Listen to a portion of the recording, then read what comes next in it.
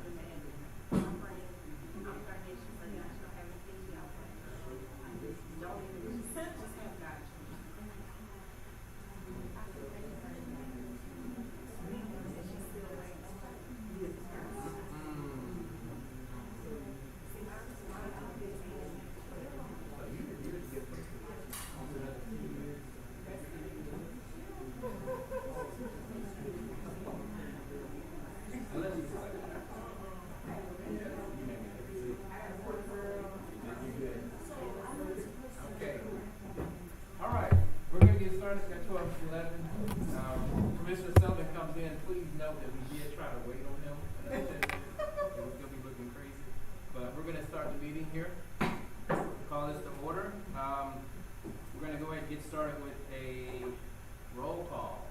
Maybe by the time we get to the end, Commissioner's done on roll call again. So, Commissioner Fountain. Here. Commissioner Willie. Here. Commissioner Bolte. Here. Commissioner Smith is here. And Commissioner Sullivan is en route. We'll say that. All right, so we have a quorum. And at this time, we'll move into approval of the minutes. They were provided to us beforehand.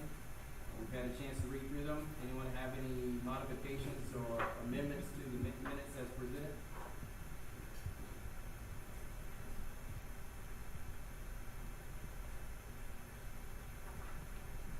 All right, hearing none, entertain a motion to approve the minutes. Motion to approve. Commissioner Willie, Second. we have a second by Commissioner Fountain. No further discussions. All those in favor of approving the minutes for the May 17th Board of Commissioners meeting, please say aye. Aye. All those opposed? All right, minutes are approved. We do not have any old business to note here, and so we will move right into our new business. And Executive Director, begin. All right, thank you. At this time, Desiree will be presenting for us information on the CARES Act. Is this on? Yes. We're just reviewing the CARES Act financials today for the first quarter of fiscal year 2022. We will have all other first quarter's financials in the next board meeting. Due to the change in our software system, we're still working out the reports in that system. The change from May to June 30th, the first change was to the administrative salaries and benefits. We did a reclass at the end of fiscal year 3/31/21 in order to make sure we had enough funding to finish out the temp labor for the child care going all the way through May. That's the reason those were reclassed. And then number two, we had additional office expenses being purchased that could be expense to the CARES Act. Number three was the tenant services and benefits increase is due to salaries and benefits incurred for April and May. And again, we hadn't planned for those, but we carried those into the end of the school year. And number four was just a reallocation, the tenant services, other and maintenance materials, the reclass entry of COVID supplies purchased at the property level that benefit the residents. And that was just moved from one location to another to put it in the right expense area. And we still have $20,129 left in the CARES Act funding to be used until December 31st of this year. And we will utilize that as authorized by the CEO. Do you have any questions? Question for you. So, when we originally provided the CARES Act funding, did HUD provide a guidance on kind of allowable funds use? Was it pretty loose? It wasn't all that loose. There was certain expenses you could and could not use it for. Basically, COVID supplies like, masks, gloves, things like that. We had it used for putting partitions at desks in the offices, things like that, so that, the safety could be maintained at the site level. And then there was room to be used for certain labor expenses. But other than that, it was pretty tight on what you could and couldn't use it for. We feel pretty good that we adhere to those standards. Yes. And also our audit should be wrapping up and our auditors will present the audit at the next board meeting.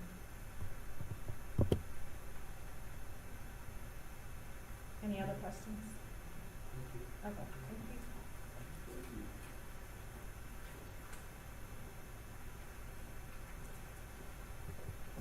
All right, this time, Ms. Jones. Human Resources.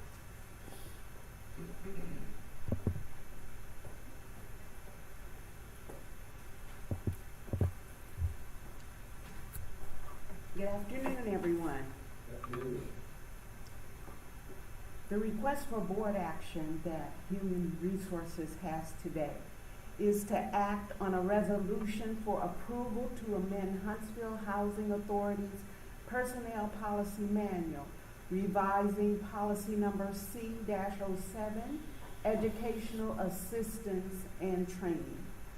To introduce you to this, HHA's Personnel Policy number C-07, Educational Assistance and Training, needs to be amended to change the maximum contingent reimbursement amount for tuition and fees from $2,500 per calendar year to $5,000 per calendar year. Employees must receive a passing grade as outlined in the policy in order to receive the maximum contingent reimbursement. The purpose of this, as I mentioned, is the request the board to approve, to amend this personnel policy manual to revise CO2, Educational Assistance and Training. Our justification for this is HHA considers its employees as an important investment to accomplish the agency's goals and to maintain a viable workforce. The authority further invests in its employees by providing the contingent reimbursement of tuition and fees, approving requested training in order to update their skills in relationship to the jobs that they perform. The maximum contingent reimbursement at this time is $2,500. And this has been in effect since June 16, 2014. And since that time, this policy has not been revised at all. So tuition and fees at various institutions have increased, and therefore we are requesting that the proposed maximum contingent reimbursement for the tuition and for the fees be changed to $5,000 per calendar year. The economic impact that this change would have is that it affects the HHA's benefits line items. Payment for training and travel directly affect the budget line items. At this time, I'd just like to let you know we only have 2 employees that are taking advantage of this tuition reimbursement program. We have asked employees to take advantage of this in order that they might improve their skills if they would desire to do so. But at current time, we only have 2 employees who are taking advantage of the program. In your attachment to this is the CO7 policy. And the items that have been deleted have a line through it. And the items that have been added, they are highlighted. So the recommendation from the Executive Director, CEO, he recommends that the amendment to HHA's Personnel Policy Manual, number CO7, Education and Assistance, be adopted. Do you have any questions? I've got some questions. Okay. So, you said 2 employees currently utilizing this resource, this benefit. Historically, since inception in 2014, would you give us an idea of kind of either the expenditures or the average number of employees? The average number of employees that have taken time to do this is 4. We have had 4, at least 4 at one time. And any idea of general expenditures, either on an annual basis or overall historically, of this program? Everyone has come up to the $2,500 contingent amount. So roughly between 5 and 20,000 a year. Yes. And how did the 5,000 number come up with? I mean, I know this is double. But Well, the Internal Revenue only allows $5,250 to be given without it being taxed. And so therefore, we didn't go up to the maximum so that we did not have to deal with the taxes, if they went over the $5,250. And so we brought it to, 5,000. So you're saying, based upon the IRS, if an employee receives up to $5,250, that's not taxable income, anything over that is. Is taxable income, that's correct. Okay. I mean, my 2 cents worth here is, you know, this could be a fantastic opportunity to try to recruit people for the housing authority. And if you look historically about what we've spent on this, I know we gotta be fiduciarily responsible. You know, the 5,000 may be enough to get someone to say, oh, that's not bad. But there's an idea that you could actually extend that, even with the taxable implication, and have it to where this is a pretty attractive element. If you're keeping someone here for 3 years from the time that they finish, or they have to pay this money back. That's a pretty significant investment, I think, that you can make into an employee that's gonna stay for 3 years to think about it, you know, being something that can really attract. I guess what I'm trying to say is, I don't know if the 5,000 can really be used as the carrot that you would like for it to be used because of the dollar amount. And if it was higher, it could actually be a carrot. And historically, if employees haven't used it to the extent, you can do the math to kind of say, here's what we can estimate budgeting each year, you know, 50 to 100,000 a year, which is not small for employees. But if you had employees taking advantage of that, you could have a pretty significant workplace too, in terms of people really wanting to go back and get additional education. That is my 2 cents. Thank you.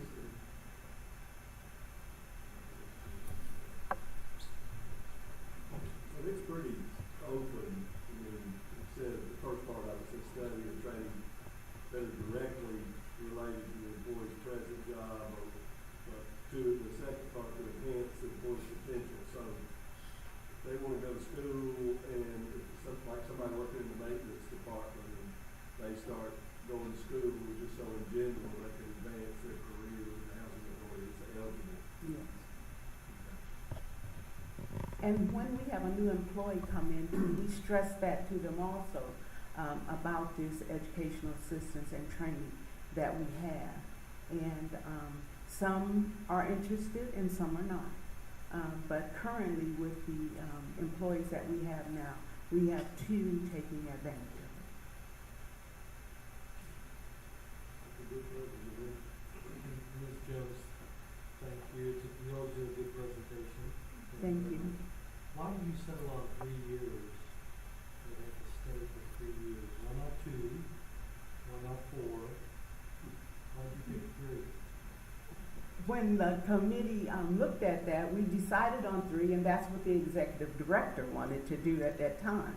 He wanted to do 3 years because he figured if we're paying for education and you're going to school for at 4 years, you know, to get toward a degree, then he thought that 3 years was a good number to choose in order to reimburse or get back what we put into the employee. I wonder if that's standard. I know it is for the, on the government side. Anytime you do tuition assistance or student loan payback program. Is it 3 years from the beginning of their education reimbursement, like to go 4 years? Or is it 3 years After completion at the very end? at the end. Okay, thank you. Thank you. Any other discussions? Thoughts? Was that apply for board members? They want to back.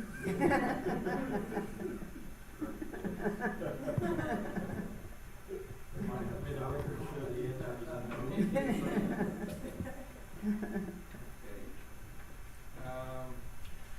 Hearing no other questions, you've been presented with the resolution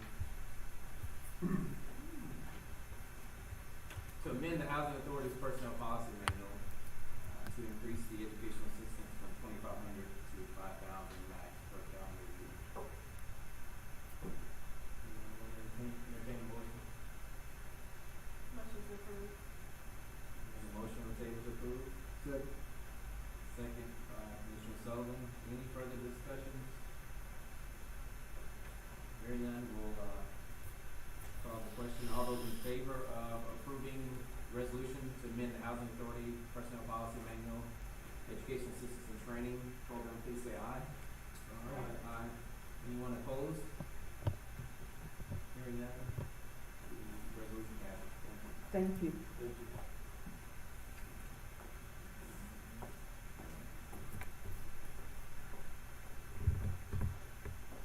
All right, thanks, Desiree and Ms.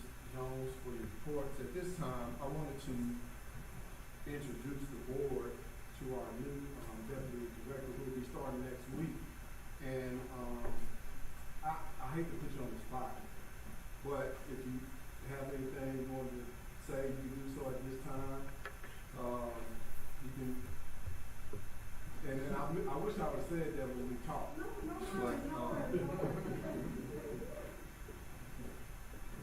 see how you perform under pressure. So, my name is Terkesa Coleman Lacey. Thank you all so much for accepting me into the Housing Authority. I have spent my primary career working on affordable housing. I spent over 18 years working on affordable housing. Not only just affordable housing, but sustainable living environments and economic development. So my primary goal, just not professionally, is to make sure, on a personal level, is to make sure that I assist or aid or participate in the stabilization of our neighborhoods, specifically our lower income neighborhoods. And I look forward to it. I look forward to getting on the grind. I already know so many folks at the Housing Authority, so I feel like it's an extended family anyways. I used to work with Community Development, City of Huntsville, and we've always had a working relationship with the Huntsville Housing Authority. So it is my pleasure and it is my honor to serve this population. I think I mentioned to Tony, they need me just as much as I need them. I have a lived story. I grew up in public housing. I'm from Talladega, Alabama, by the way. And so I understand the stigma that's attached to public housing. But however, a home is what we make it. And so I'm passionate, extremely passionate about increasing quality of life, however it looks in whatever stage that's in for our public housing residents. So again, I look forward to it. I'm excited about it. I'm elated. I'm starting on Monday. I was mentioning to my husband, I said, I got to get back to work. I've been off a couple of weeks. Don't want to get lazy. I have a ton of ideas that I would like to be able to share, but first and foremost, I want to be able to listen and learn from you all that are already in that position. I'm just coming in as a hand on deck to put my little 2 cents in where I can, but literally, you all are the experts. You have worked with this population just as well as I have. So again, thank you so much. I appreciate it, and I look forward to it.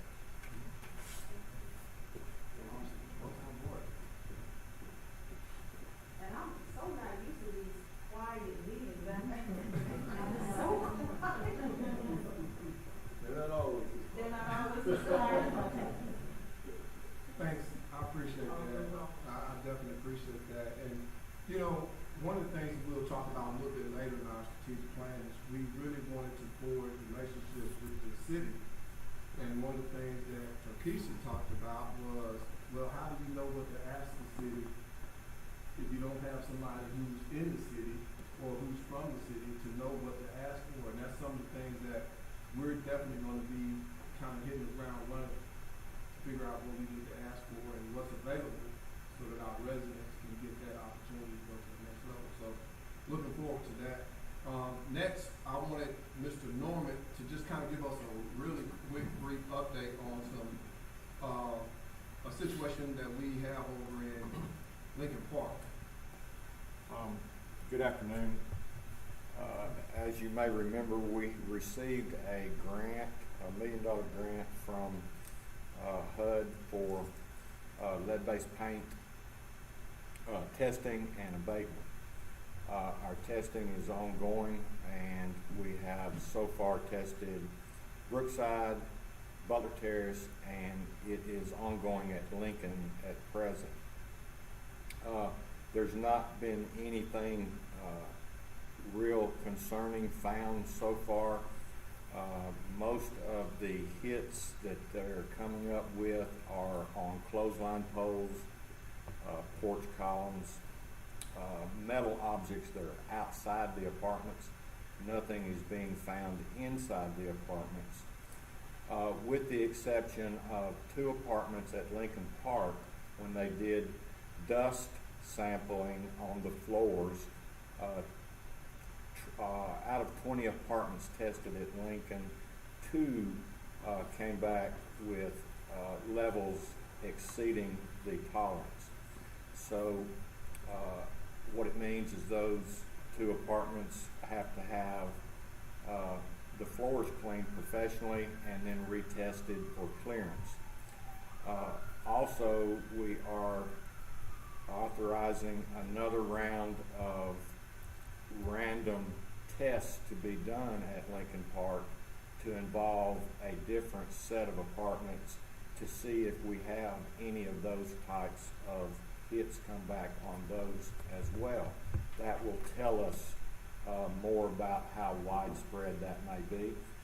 There is no indication as yet. We don't know how that is being introduced into the apartments. There does not seem to be anything outside the apartments, the soil, nor any of the other test sites are revealing any levels that would indicate that it would be coming from our property, but we just don't know yet. So that's where we're at on that. We have, of course, the grants for $1 million. We have plenty of money for testing and abatement. Mr. McGinnis just wanted me to update you and let you know where we're at on that. And also, we all have to be mindful that in the last couple of years, the protocol for testing the acceptable level of lead findings in the test have been upgraded to a much more stringent level. 2 years ago, none of this testing would have resulted in elevated levels. The threshold has been lowered considerably. So now, I say that just to let you know, these are minute amounts. They're not alarming, but the protocol is so strict now that any little bit that's found just about has to be addressed. So those floors will have to be cleaned by an approved Alabama Department of Health contractor that are trained in lead-based paint cleaning, abatement, etc. And so we're working on that procurement now to have that done. And then, of course, once they're cleaned, they will be tested again for post-cleaning clearance. So that's pretty much it in a nutshell. If anybody has any questions, I'll be glad to try to answer them. And also, all of our properties do not need to be tested. Anything built after 1978 doesn't have to be tested because lead-based paint was outlawed in 1978, so we're not required for that. It's only select communities where they were built prior to 78. Thanks, Mike. So before 78, how many properties do we need to test in total? There's 5, Butler Terrace, Lincoln Park,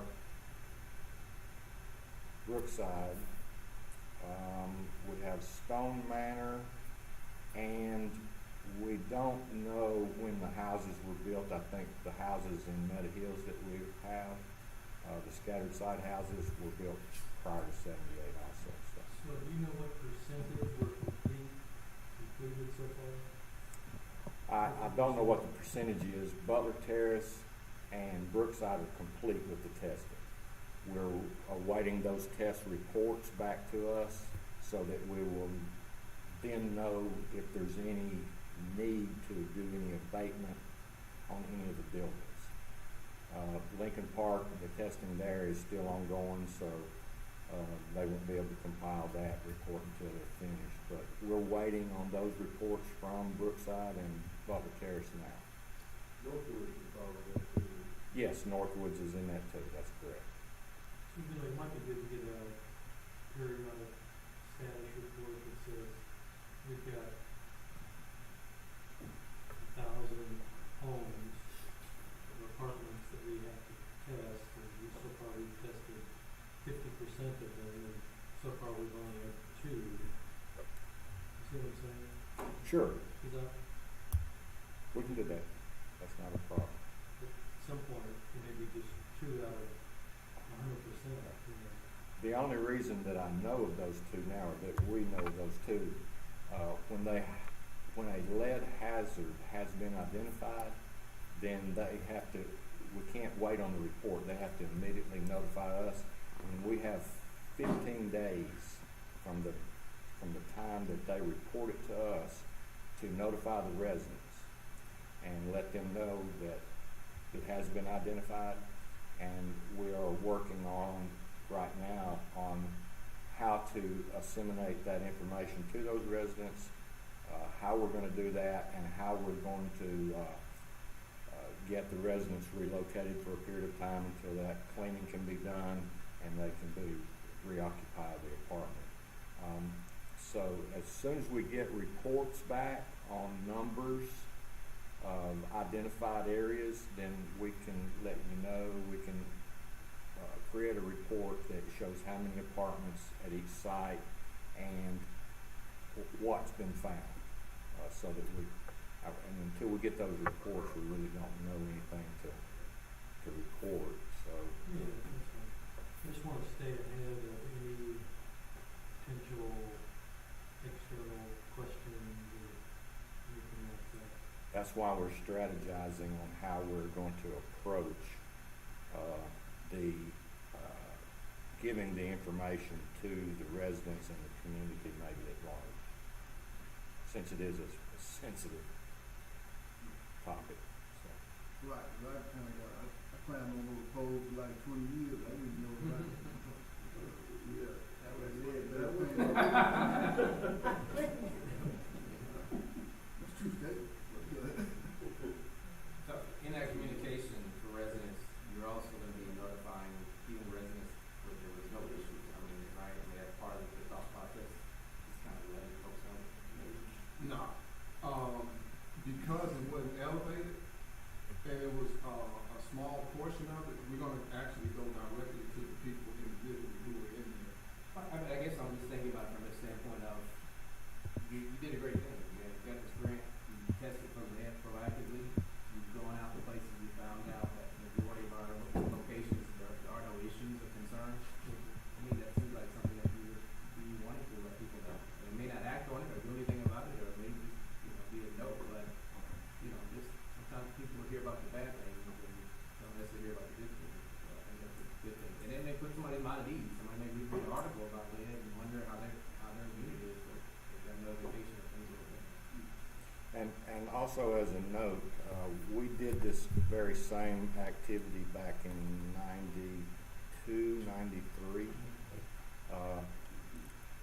But we're doing it again just to make sure that we are up to date on our records and everything that we need to show, because REACT has to know that information every year when they inspect us. We need the documentation on file that we are lead-free. So, and all the thing that we're finding now is just remnants of stuff that may have been missed in the previous attempt. It's not being found widespread outside. It's just hot spots here and there that was probably just missed from the previous time that we did the abatement. So we're not going to find a whole lot, but the lead that was found in these two apartments, it can be being introduced in numerous ways. It can be being brought into the property from off property. We just don't know yet, and we may never figure it out. The household could be bringing it in themselves, so we'll just keep diligently, trying to find out what the introduction is and try to let them know if it is something outside our property that we're concerned about it with them as well. for their own benefit and health, they may need to look into other areas, daycares or employment. Something might be introducing it into the home that way. So we want to make sure we're thorough.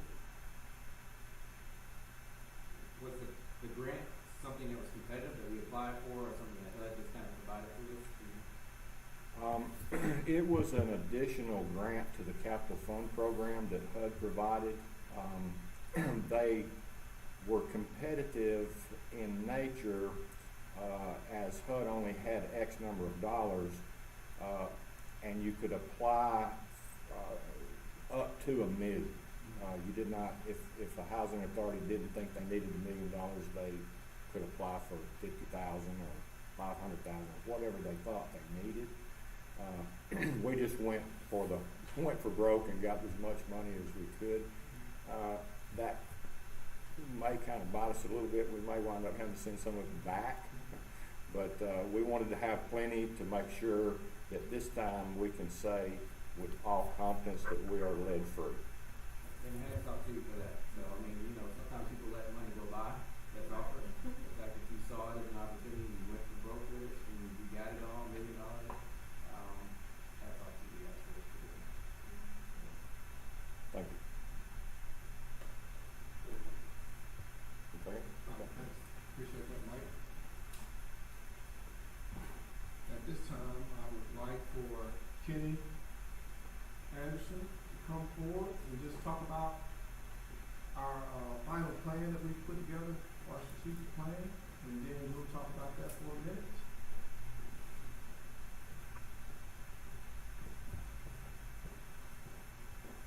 Dell, I want a suit just for you. I said, there's the Kenny I know. Good afternoon, board members, staff. It's a good day. It's a good day for a lot of reasons. We began this journey back in January, roughly, February timeframe. At that time, we began engaging you in conversations about a variety of things related to the work that's done. The current and present plan, the existence of properties, a variety of other concerns that people had. And the goal at that time was basically to provide everyone an opportunity to have conversation with intent, meaning that conversations that people had for me were conversations that were built around what people saw and perceived as the needs of this organization. And it was our hope that we would be able to provide you with a blueprint to be able to move forward over the next 3 to 5 years, because not only is the city at cross-section, but the Huntsville Housing Authority is a cross-section too. It's a time of transition, it's a time of growth, and it's a time of challenge, especially when we think about the challenge of affordable housing, which is actually a shared responsibility across the broad spectrum of our community. And so it was our goal to be able to provide you, as I said, with a blueprint to be able to move forward.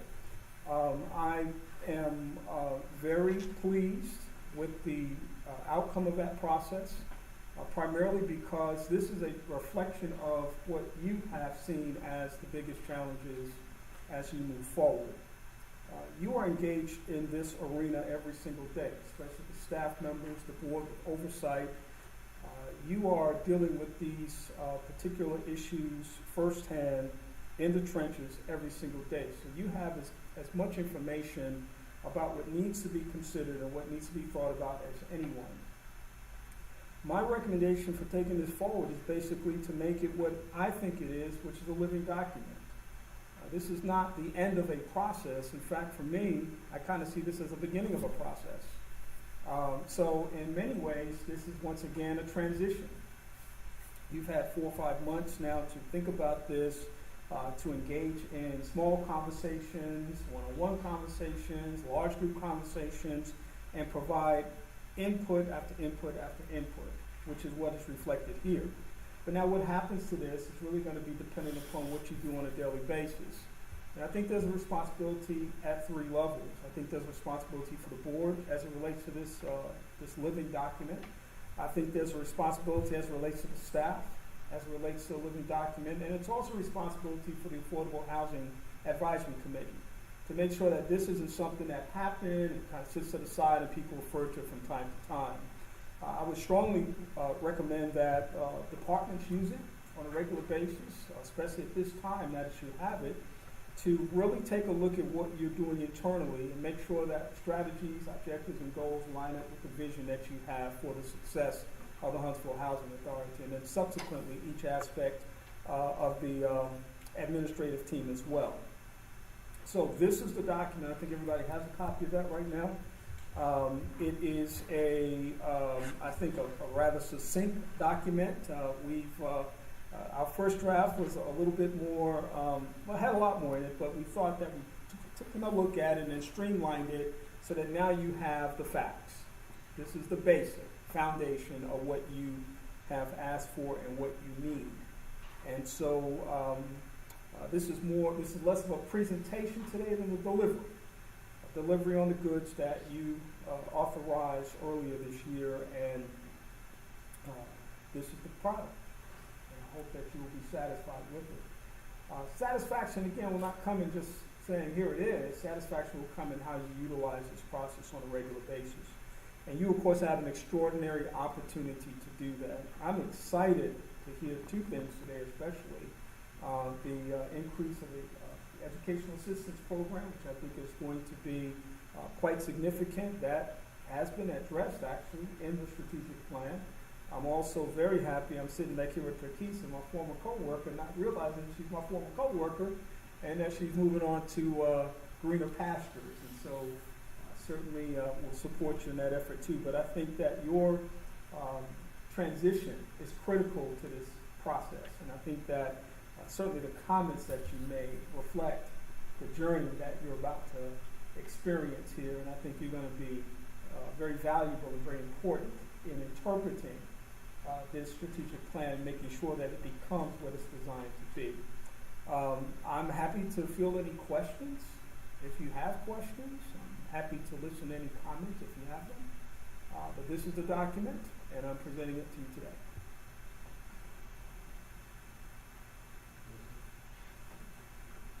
I don't have any question. I guess it would be a comment. You know, I appreciate your, I want to say I appreciate your efforts and staff, board, everyone else's.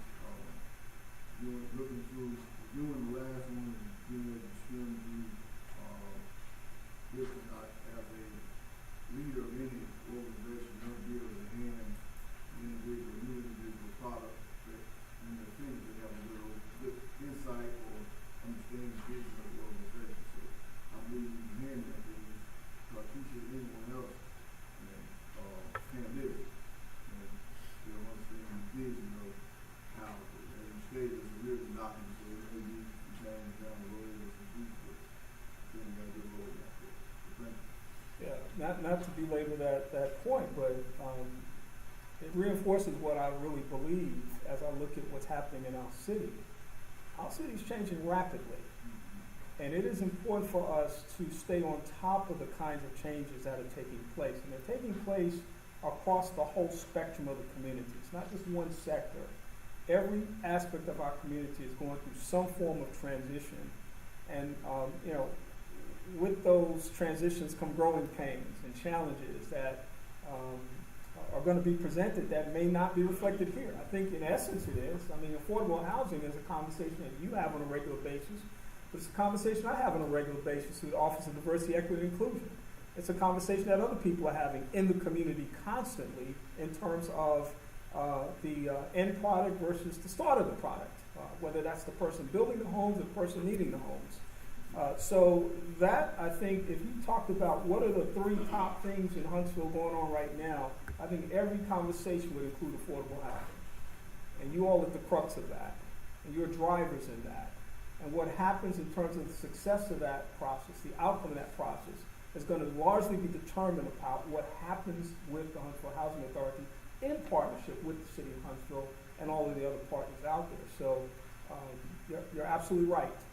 This is a living document that things will have to be changed, addressed, adjusted, and that's perfectly fine, but that will be important to do in terms of keeping up with the trajectory of growth in our community.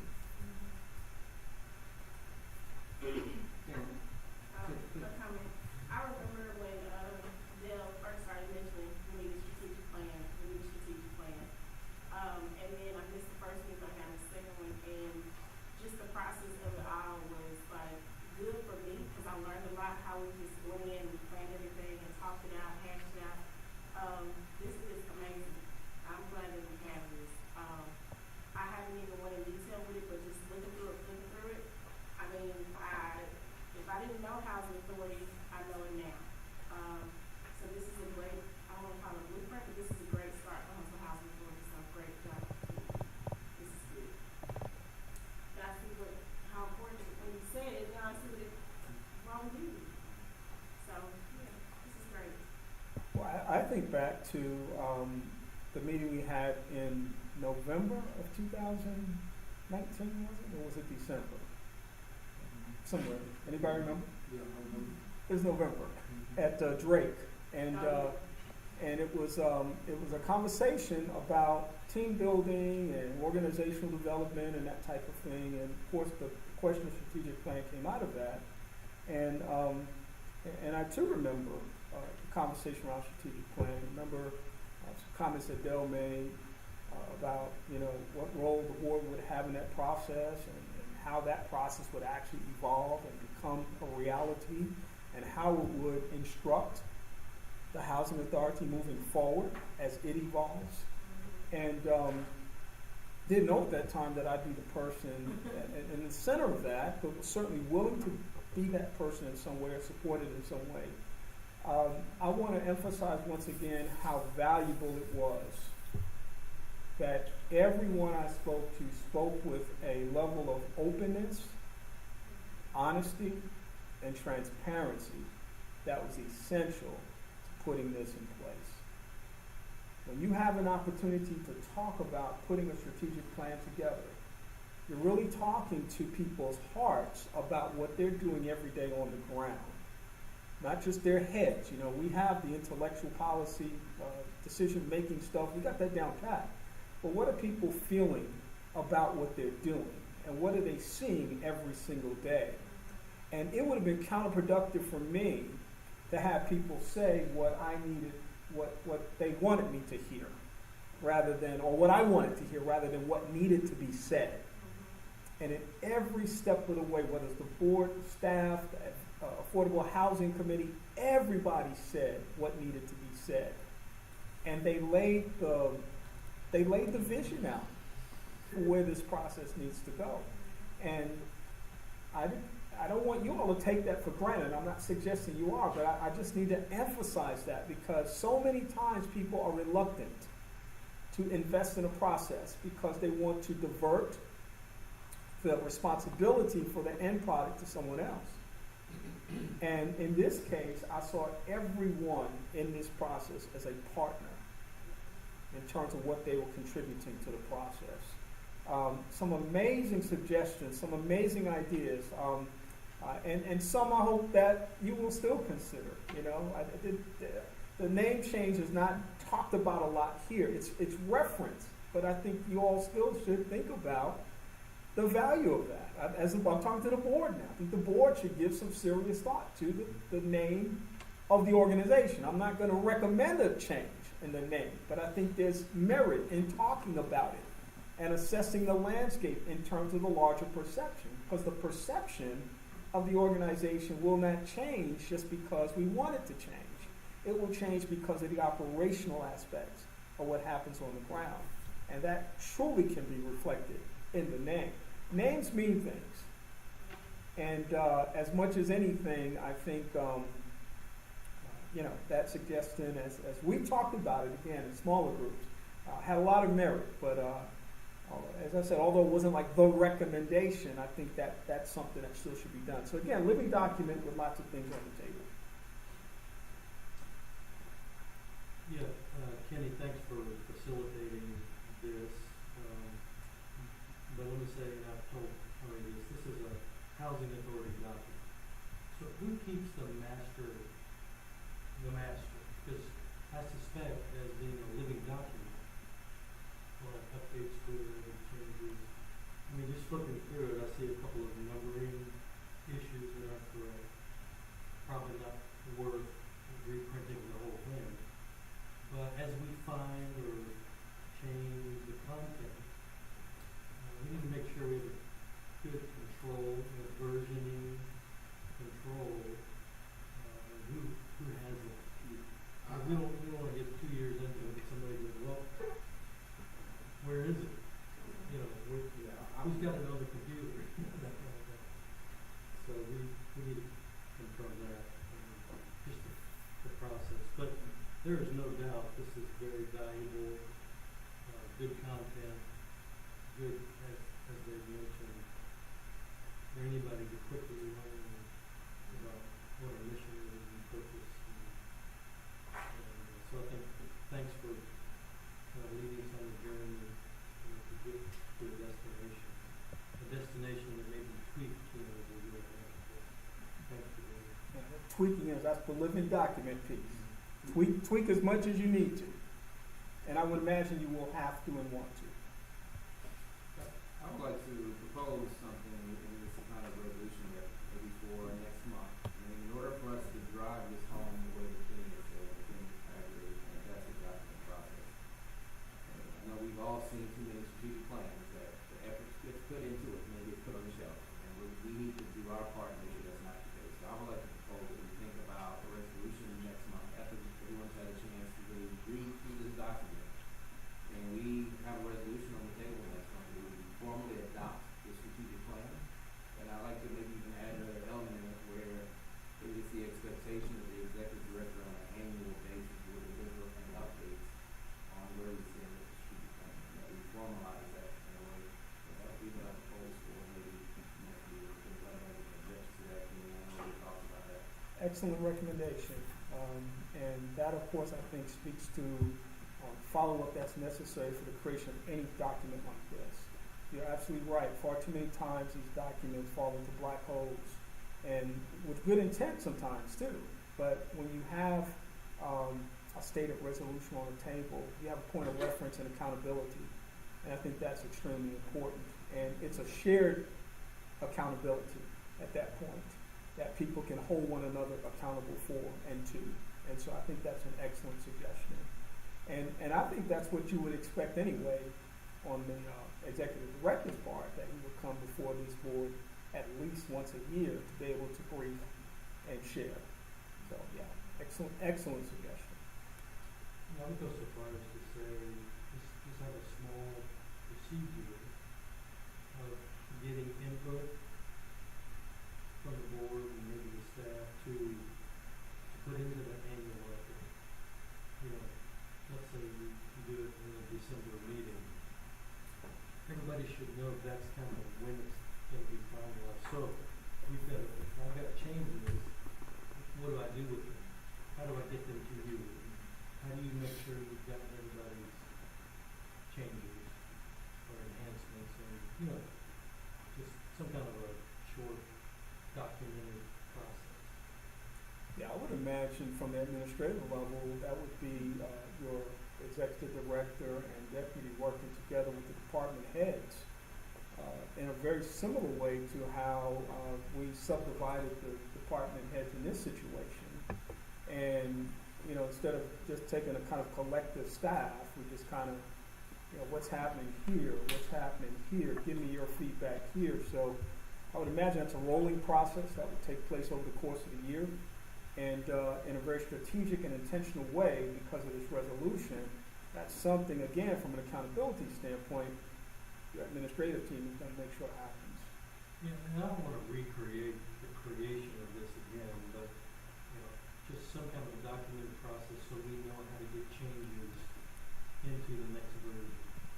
That's all I'm saying. Yeah, we're saying the same thing. I'm just saying that the administrative team would lead that process. That's all I'm saying. I'm not saying anything different. I have a question, Kenny. Is this an extraction of a bigger plan? Is this 2021 an extraction of a 3-5-year plan, or is it just an annual?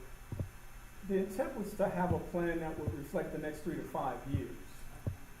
I mean, it says 2021 because it came out in this year, but the intent was, and this is something we stated from the very beginning, that as people talk over the next 3 to 5 years, what would we imagine would happen?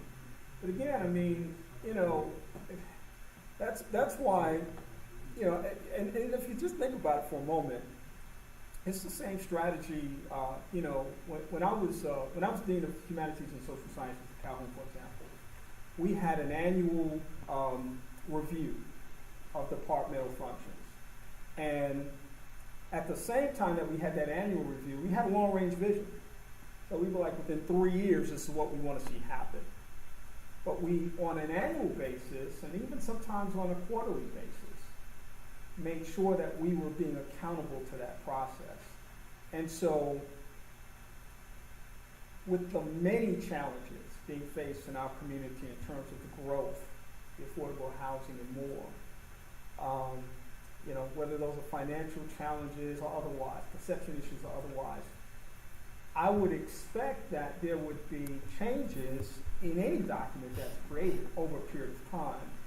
And, you know, because Huntsville's growing like it is, almost explosively, and has been for some time now, and there's no indication that that's going to change anytime soon. It's very much like the academic arena where the question's being asked, what jobs will be needed in 5 to 10 years that are not known today?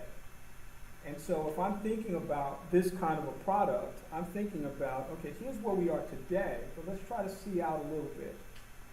Let's not go too far, but let's see out a little bit. And then let's start here as a foundation, and then let's build around that as we move forward. Yeah, page 2, second paragraph says 5 years. Oh, okay. Have y'all talked about how to present this to the community, and, you know, I would think some presentation materials, PowerPoint, those kind of things, where when you go out, or, you know, an executive summary type piece that summarizes this, or so you go speak to civic groups, or partners, or just all different types of opportunities to go out. I think this is a great blueprint for saying who we are and what we do. Yeah, and what we are going to do is to condense it a little bit more, just so we can have bullet points. I know Jim had talked about us having some bullet points to share with individuals on the city level, and so that's what we're going to do, kind of moving forward. What I do want to say, though, is just kind of based on the feedback from everybody. I think when we set out to do this, we set out with the goal of just kind of forecasting. And one of the things that Kenny and I shared when we were kind of doing the final edits of the plan is not necessarily saying it's a plan, but a blueprint. Being an old coach, I have playbooks, or I had a playbook that I took to every game. And if I stuck to my playbook, I couldn't make adjustments when teams made adjustments. And so what this playbook gives us an opportunity to do is make adjustments as our city grows, and as we get different residents who don't look like the residents that we have now. But it gives us an opportunity to make the necessary adjustments so that we can stick to the strategies, but kind of do them in ways that allow us to be creative as we strategize in the community. And I think that's what this plan is going to do for us. And, you know, I just want to touch on the top 3. And the reason doing is we talked about it in our meeting that we had with just the board.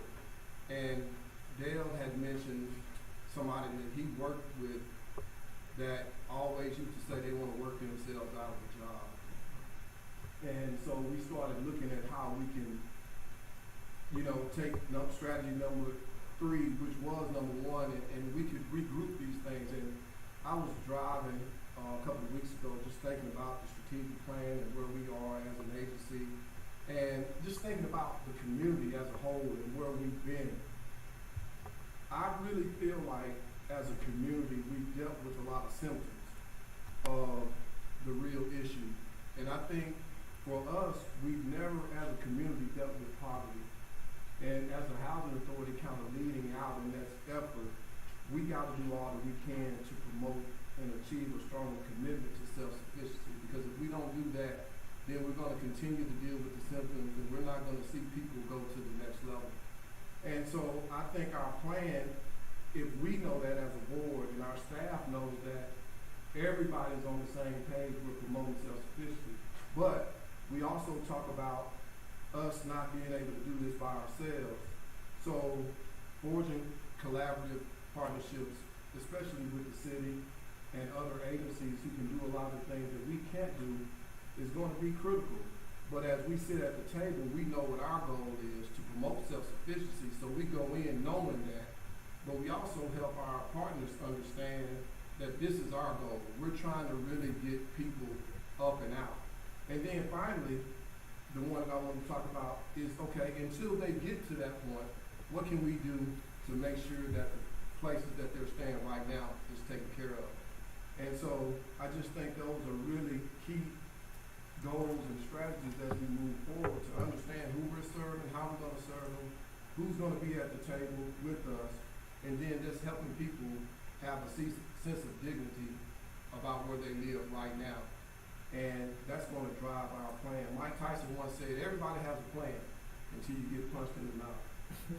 Then you gotta start strategizing. And I think that's what we're doing here at the table, is figuring out a way to strategize so that we can see, as we go back to that meeting we had, we can see more Delvin Sullivans, you know, in our community. We can see them get to that stage where they're walking across the graduation of whatever and getting these jobs. And you talk about strategy. I met with Toyota about 3 weeks ago, and one of the things that I talked about is we're really trying to promote self-sufficiency, and we're trying to get our residents to get to a point where they can make a livable wage. And the young lady was excited, and they were talking about hiring 200 people, but to be able to talk with the housing authority and strategize it up and make sure that they hire some of our people was key.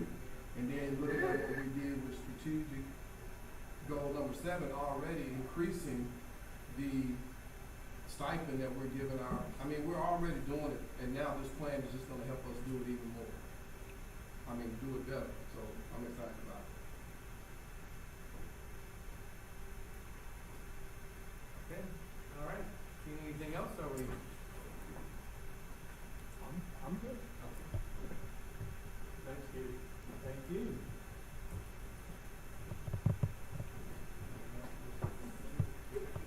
All right, so that concludes the executive director's comments. We have no public comments that have been provided or presented. This time, commissioners, any comments? Commissioner Cotton? Yes, for me. Mr. Bolton? I just want to welcome Keisha